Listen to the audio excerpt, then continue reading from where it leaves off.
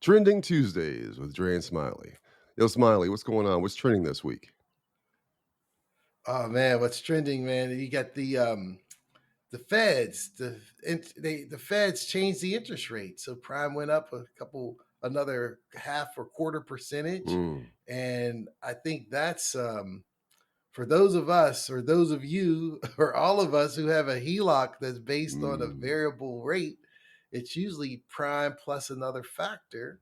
So every time the Feds increase the rates, these variable rates increase as well. yeah. So if I recall, interest rates on some of these HELOCs was 1.99 beginning of the year, and now it's up to 7. Probably now it's going to go up to 8%.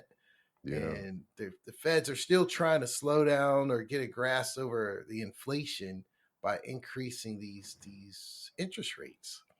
So I believe that the interest rates is the reason why people are making a run on the banks and Mm, trying to get all their cash out because sitting there they're losing or they're not getting much. So yeah. I don't know. That's what's been trending on my You know, side of it's the globe. interesting, Smiley, as I think about that, the interest rates, things like that, the economy as a whole, it's definitely trending because of the impact it's having on everyone and every industry. I was with an Uber driver recently, and he was sharing with me that one of his friends he grew up with had a small business where he repaired appliances, and he got to the point where the costs of the repairs far exceeded what he could sell the used appliances for and still make a profit. On top of that, Mhm. um, not only are we struggling as it relates to high interest rates, things like that, supply supply is still a challenge, like receiving supplies. And so, like we've read in the news for the past 2 3 years, the simplest thing you can't it's difficult to find. And so you can imagine for someone who's looking for something very specific, I don't know how to repair appliances, but parts of needed to repair appliances are much harder to come by. And so it's an interesting time we're living in where it seems like at every turn, we're being thrown a curveball. What I'm curious about is the number of people that have looked at these curveballs as opportunities. You know, there's a group of the population that's like, I can't take it anymore. The weight is killing me. And there's another group of the population that's like, oh, yeah, this is it. I've been waiting for this curveball. Isn't that interesting how, the perspectives differ? It, it is, and I'm excited about this curveball because if you think about manufacturing left the U.S. during the '80s, mid '80s, they were leaving, going to China, going around the world.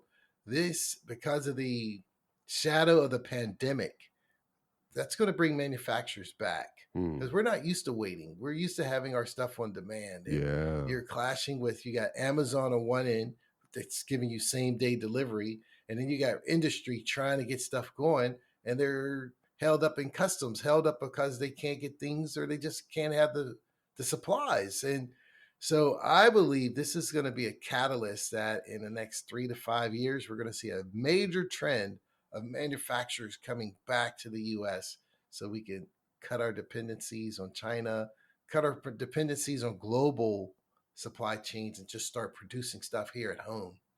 So, That would be but I great. don't know if they keep increasing the interest rates, they're not going to come. That's I right. don't know because the cost of capital is high, and who has the money to build the infrastructure? You can't resurrect these old plants in Pittsburgh or Ohio or Michigan Yeah.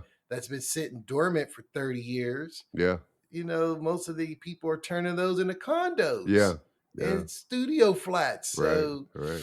this trend, it's hard to look at it. I mean, this is my first pandemic. I'm sure as most of our listeners, Hmm. they come every 100 years, but I need to go back and say what happened after. Well, if you think about it, pandemic of 1919, Hmm. and then what did we have? Our depression in 2029, or Hmm. what was it, 1920? Hmm. Or 1928, 29 or 28. 29. Yeah. At the end of the pandemic, you had a depression. Hmm. So we're talking recession.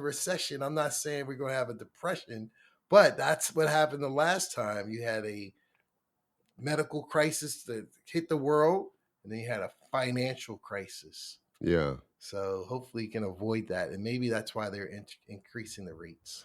Yeah, man. We'll see what happens. I mean, if I had a crystal ball, you know, um, I'd be less anxious, I We'd guess. be Oh, paid. yeah, and I'd be We'd be paid. rich. You'd be paid For sure, man. in In full. full. All right, man. I hope you have a great Tuesday. Awesome. Take care.